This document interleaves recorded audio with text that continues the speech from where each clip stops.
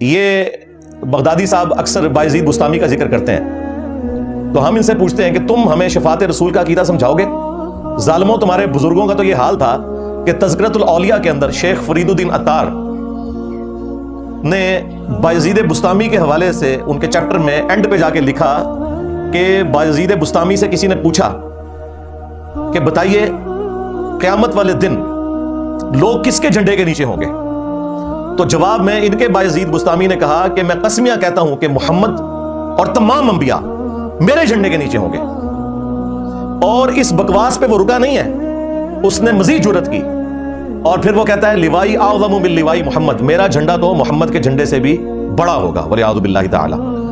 اب یہ لوگ جھوٹا دفاع کرتے ہوئے کہتے ہیں نہیں وہ خود نہیں بول رہے تھے، ان کے منہ سے اللہ بول رہا تھا۔ ظالموں، اللہ کا جھنڈا لواء الحمد تو امام کائنات سید الاولین والآخرین شفیع المذنبین رحمت للعالمین سیدنا و مولانا امام اعظم محمد رسول اللہ صلی اللہ علیہ وآلہ وسلم کے مبارک ہاتھوں میں ہوگا۔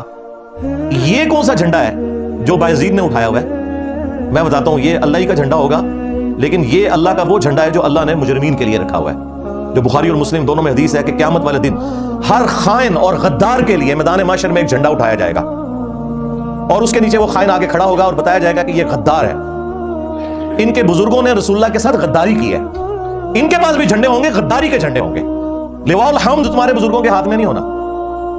تو جن کے بزرگ رسول اللہ صلی اللہ علیہ وآلہ وسلم کے عقیدہ شفاعت کے اوپر ڈاکہ مارے، وہ ہمیں سمجھا رہے ہیں کہ جی انجینئر صاحب جو ہیں وہ شفاعت رسول کے عقیدے کو نہیں مانتے۔ واہ واہ واہ، پہلے اپنے گھر والوں کی خبر لو بھائی، تمہارے عقیدے جو ہیں وہ گستاخانہ ہے، تمہارے بزرگوں کے عقیدے گستاخانہ ہے، اور آج تک تم لوگ ان کو چھاپ رہے ہو۔ اور یہ جو ہے نا انٹرنیشنل بابا ہے فرید الدین عطار، تذکرۃ الاولیاء کتاب، یہ دنیا میں جتنے قصہ کہانیاں آپ کو سننے میں ملتی ہیں نا، خواہ وہ مصباحی صاحب سنا رہے ہوں، الیاس قادری صاحب سنا رہے ہوں، ثاقب رضا مصطفی صاحب سنا رہے ہوں، یا یہ جمال الدین قادری صاحب سنا رہے ہوں، یہ ساری کہانیوں کا جو انوینٹر ہے نا وہ فرید الدین عطار ہے۔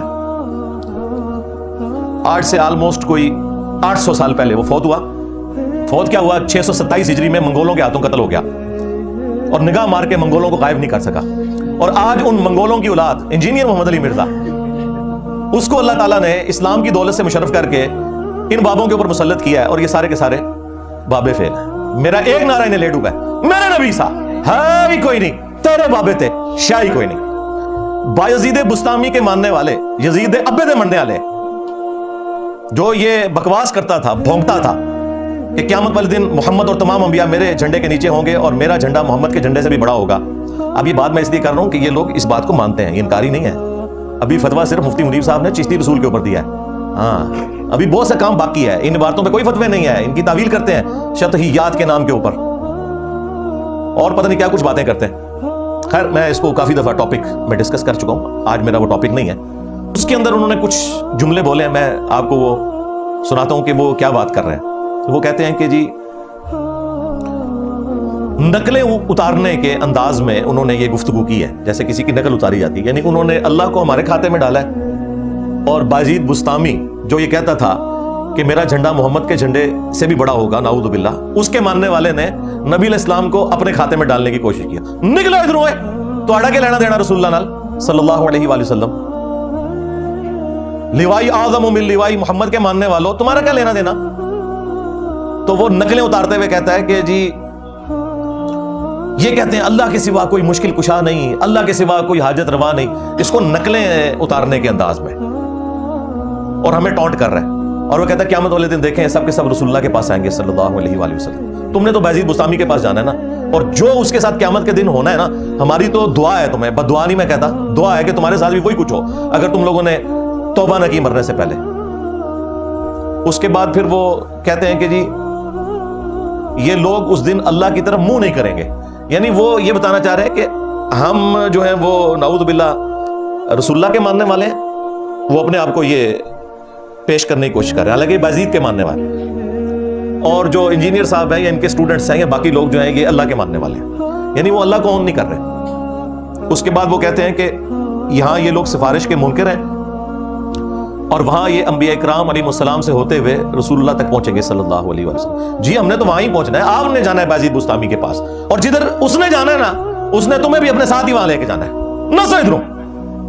اچھا اس کے بعد اس کے اوپر انہوں نے جو جملہ بولا جو تھمبنیل کے اوپر بھی لکھا ہے، کہتا ہے کہ جی کتنا پیارا شرک ہے جو ہم سب کے ساتھ مل کر کریں گے.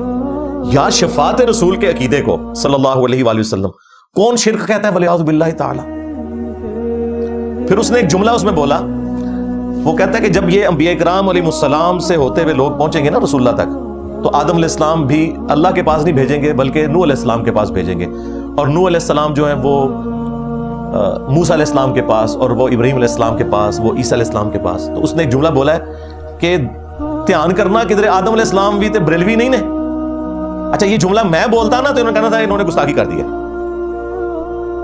حالانکہ میں اسے گستاخی نہیں سمجھتا، یہ سمجھانے کے لیے اسی طریقے سے بات کی جاتی ہے. لیکن ان کی ڈاکٹرن میں گستاخی ہے جب یہ بول رہے ہیں نا کہ بھی آدم علیہ السلام بھی بریلوی ہیں.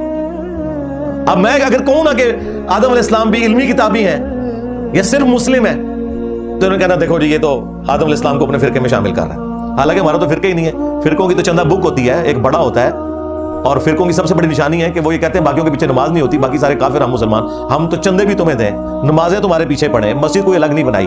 وہ گالی جو تمہارے بزرگوں کو لگتی ہے ہمیں تو نہ دو.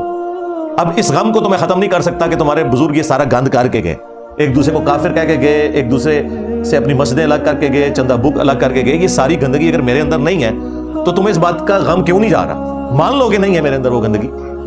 اور صرف اتنا ماننا کافی نہیں بلکہ یہ بھی کہنا پڑے گا کہ ان کے اندر یہ گندگی موجود تھی. اور پھر اینڈ پہ جب لوگ پوچھیں نا کہ انجینئر صاحب گندی مکھی ہیں، گند پہ بیٹھتے ہیں، تو آپ نے پھر کہنا کہ انجینئر صاحب کو کچھ نہ کہا کریں، یہ گند ہمارے بزرگوں کا تھا، انجینئر صاحب تو گند صاف کر رہے ہیں. انجینئر صاحب گندی مکھی نہیں ہے، گند ہمارے بزرگوں نے پھیلایا تھا، قصور انجینئر صاحب کا نہیں، قصور ہمارے بزرگوں کا ہے.